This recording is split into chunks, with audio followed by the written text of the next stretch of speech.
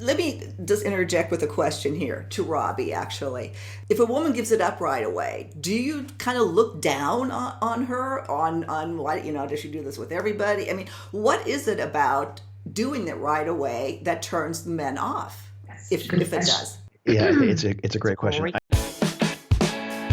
Did you push record?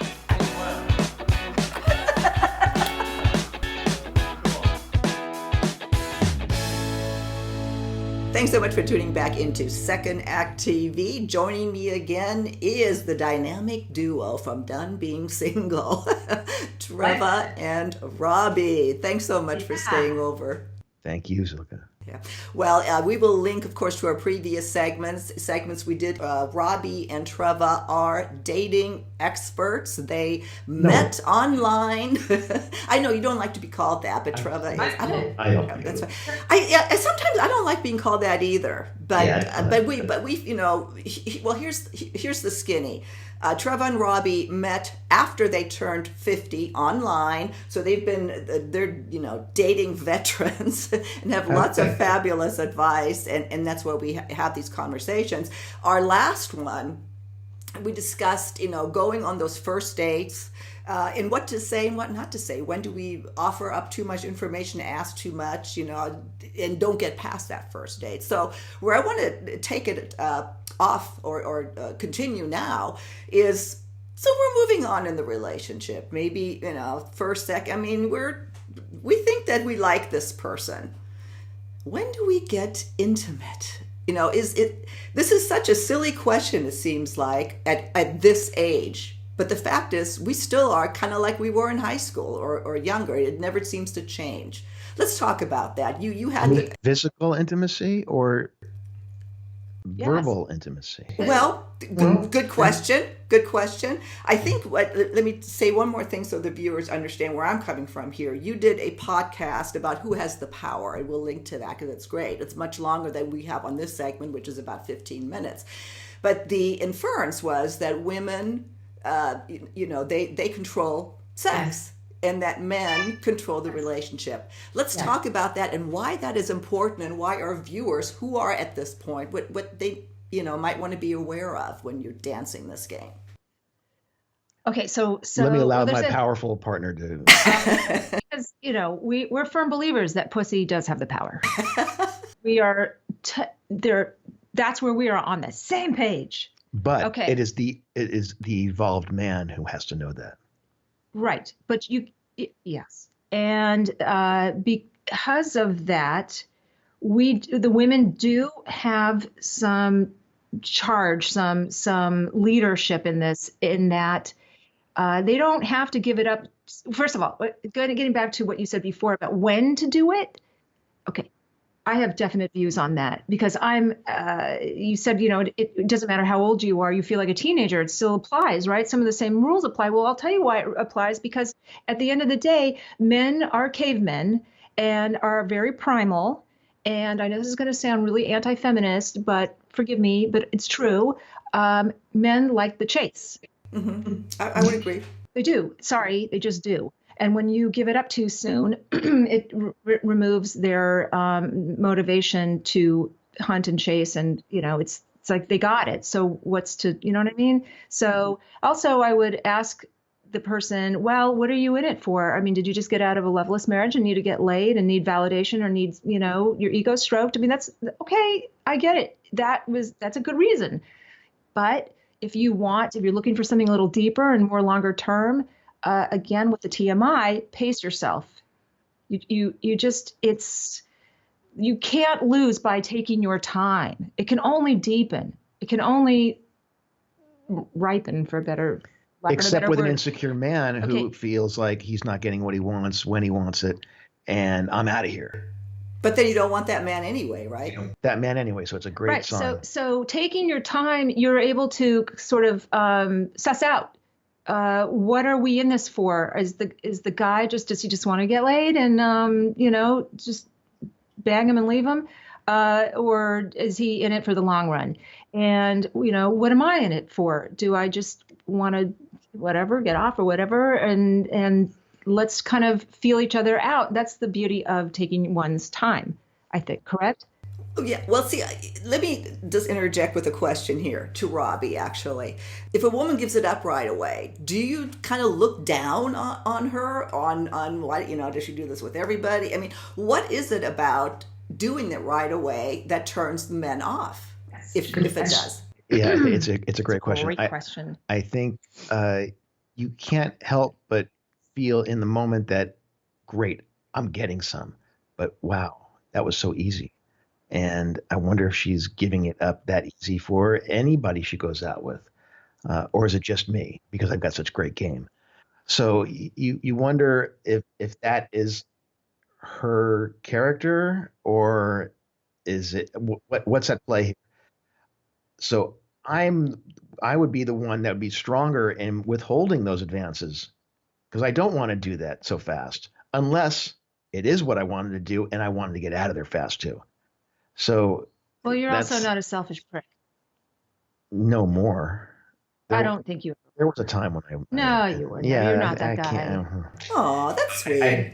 I don't want to think I was either, but I think there may be some women that might feel it. Well, I think we probably all had our day, but you don't strike me as a selfish prick. I didn't know you back then, but something tells me that even in your younger days, you weren't an asshole like that. I hope I wasn't. No, I don't think so. Well, I don't know. Let's call up some of your conquests. It sounds like the idea of giving it up too soon, especially still in our generation and at this time, is still seen as... It's not good strategy. It's strategy. Sorry, it's just not. I mean, even no matter how hot and heavy you two may be early on, prolong it. Keep it going. Yeah, it can't hurt. Let it manifest itself over a couple of week period with phone calls and texts or emails. Allow yourself to be courted. Communicate and allow yourself to be courted and romanced, and let the man show you what he's made of. Let it just unfold nice and slow. We waited. We waited a long time. About 12 minutes. No. I was going to say, well, how long? But it's really none of my business or anybody else's for that matter. 7, 8 days. And that was a 3-week month period. Because I waited that long because I wanted to make sure that you wanted me, not for what for me, wanted and loved me for me, not for what I could give you. I wanted to really make sure that was the case because, I don't care how old you are, you're still vulnerable. You still, love makes you feel very exposed and you don't want to get hurt, especially when you've been hurt as I was, being single for as long as I was, over and over again, just repeated rejections and heartbreaks. And, by the time I met Robbie, I'm like, oh, hell no, he's going to have to work for it. Yeah. He's going to have to really show me and prove to me that he's worthy. And I kind of, I like the way that we proceeded. It was very organic. And there was no pressure and there was no expectations. And that's how you also know something's right. Yeah, no. I'm sorry. Well, no, it's okay. I mean, kind of back to the premise of how we started this conversation is that, women and men perhaps should, I don't like that word, but should you be aware of that certain power that you have at different, times in the relationship that you do as a woman, quote unquote, give it up. Well, I hate that power play, even the word of it. I know. And our guest had an issue with using that word too, because it means control. Mm-hmm. Yeah. And you don't, when you're talking about love and relationships, you just look at control is like ew, right? But there's truth to it. There's truth to it. And yes, I think women are the gatekeepers of sex. Absolutely. And men are the gatekeepers of relationships. Let's talk about that, Robbie. Are you the gatekeeper? Were you the gatekeeper? I don't know. I don't try to view it as a maybe I shouldn't ask.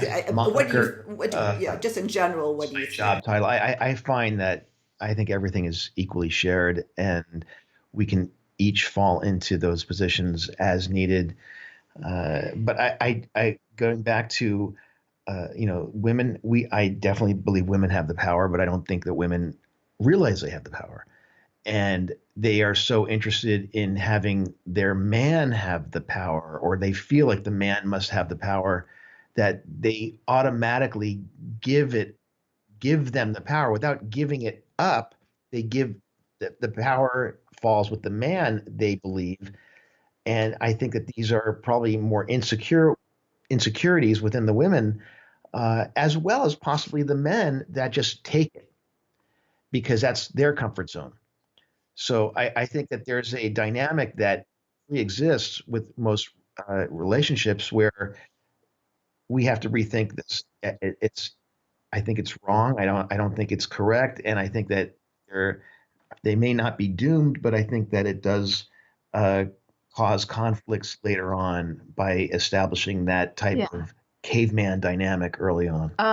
I do think that women underestimate their power, and it's the evolved man that recognizes that the woman that pussy has the power, but it's also the evolved woman who recognizes her own power and her own ability to self-determine what she wants out of it.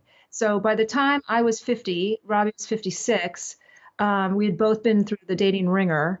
And I had really come into my own sense of myself and my power. And I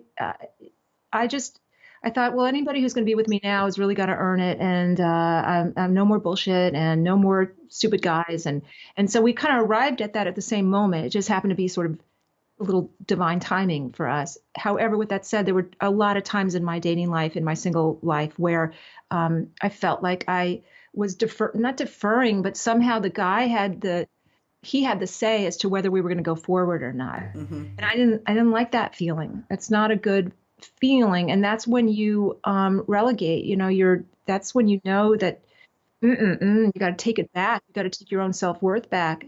Otherwise, yeah, you're going to feel like the guy has the power and he is the gatekeeper of relationships, which it shouldn't be, but that's often what happens. What I find interesting about this conversation too, another aspect of it is that the underlying perception, if you will, is that men don't really want relationship, or the woman wants a relationship more.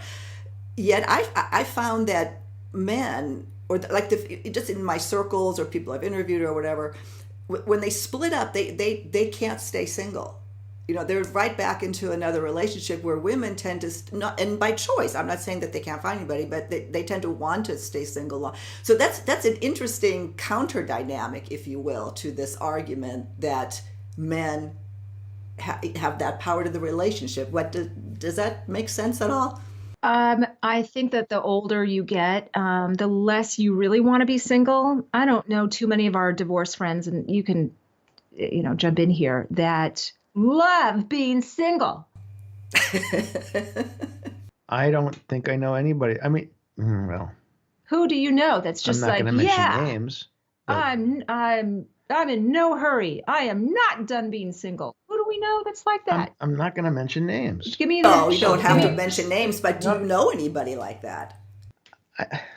I don't know. Even guys, I agree with you. People, for the most part, don't like to be alone. Mm-hmm. They don't. And you do see men, particularly after divorces or whatnot, tend to get back into relationships fairly quickly.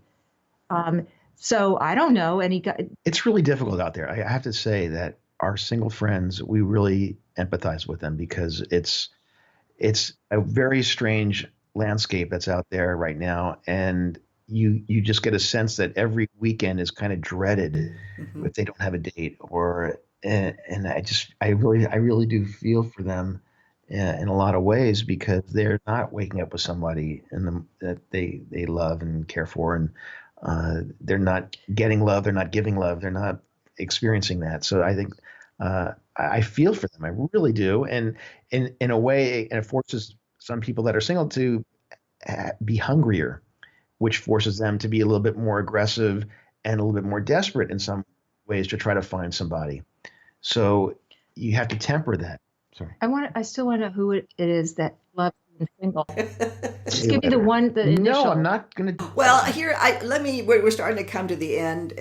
Let me kind of say that obviously, I think the statistics are that 1 out of every 3 boomers or people, is single. I mean, the statistics over 50 and single are huge. So many of our viewer listeners, are in this boat. And again, I think we're not necessarily offering answers like this is how you do it, but here's some, and that's why I love your show. You bring up things to think about, that how does this affect me? And understanding that women, do control the power of the sexual aspect of the relationship, where men perhaps, how do we put that to use? Just think, see how that might apply to your life. What would your closing words be in this regard? To the women, you are the prize, and let the best man win. I like that. That's where you have to go. That's how you have to think. It's not about control and power. It's about your worth and your essence and your gifts and all the things that make you beautiful and wonderful and fantastic and awesome. And God damn it, someone is lucky to have that. Yeah. Okay. And on not the flip side, but the male side is that you need to treat the woman as the prize. You need to show appreciation. You need to value that, and come to an understanding with yourself that it's time to get pleasure from pleasing, as opposed to pleasure from pleasing yourself. Pleasure from what? Not that there's anything wrong with that. No, not at all. But I'm thinking, when you're with someone, you want to achieve pleasure from pleasing that person. Yeah. Again, but you're a different kind of guy, which you can. You know what? You could have your own podcast. How to be a man. With Robby Shar. That, and on that note, you guys are so fun. I will link, of course, to all your information, to your podcast, to your blog, Treva, and we're going to hold you over for one more segment, and again, to discuss another of these tricky things that we deal with when we move from being single to couple. So see you on our next episode.